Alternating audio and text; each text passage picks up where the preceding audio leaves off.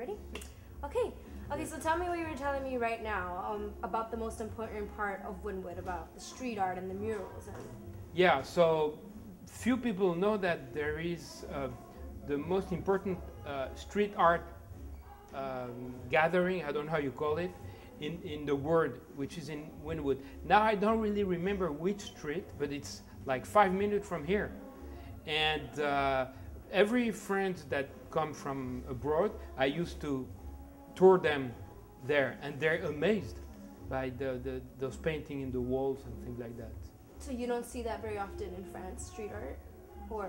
Well, in France we have a lot of graffitis, of course, but not so much wall paintings and street art. There is not such huge walls in the streets. That's the only reason. There is some murals, but not like here. So why did you decide to come to Miami? You mentioned something about it being fresh and new. Yeah, so I was living in France. I'm French, and I got to a point where, you know, French is all about culture, and which is great, fantastic. It's all about art too, which is even greater. But I got to a point that it was too much for me, and I had that feeling that I couldn't even look further. That's one thing. The other thing was about the light, the colors, the thing like that. I knew Miami since many years, and I was used to come very often to Miami. So it got to a point where I wanted to change lifestyle or whatever you call it, and I decided to come here. And how would you, I guess, kind of define the art here? Like, what is it about it? You said it's new, it's fresh. I mean, are there a lot of young artists here who are working and? Yeah, I mean, there's.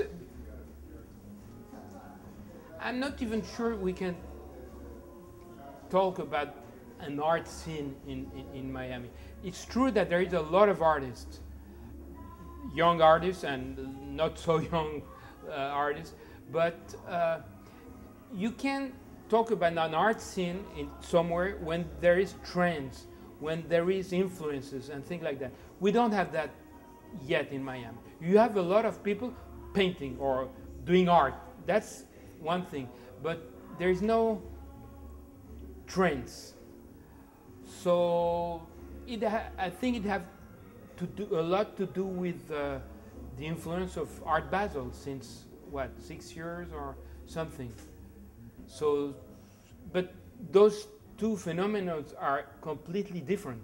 One thing is what happened all year long in Miami, people trying to do art, and another thing is 3 days a year with the Art Basel scene craze and things like that.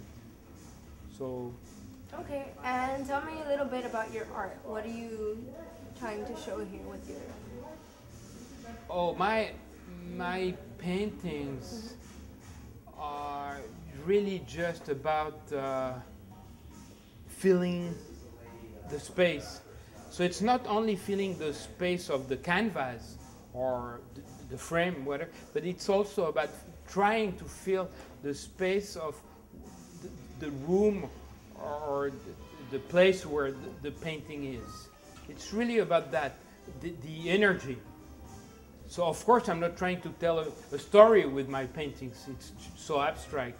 I'm not even sure to try to trigger an emotion, but just a feeling of a presence, maybe. Okay. Where's Dave?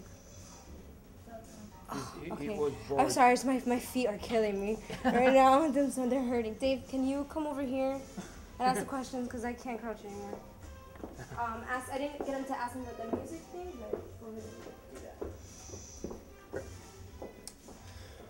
that. What's about the music? I was just curious if you think music, like at these events, the live performances and everything, do you think that affects the way people see the art or how certain artists make the art? Do you think that's a big influence? But actually, in my case, it's a very good question, because when people ask me what are your influences and things like that, I always tend to answer that my main influence would be John Coltrane or Thelonious Monk. Yeah.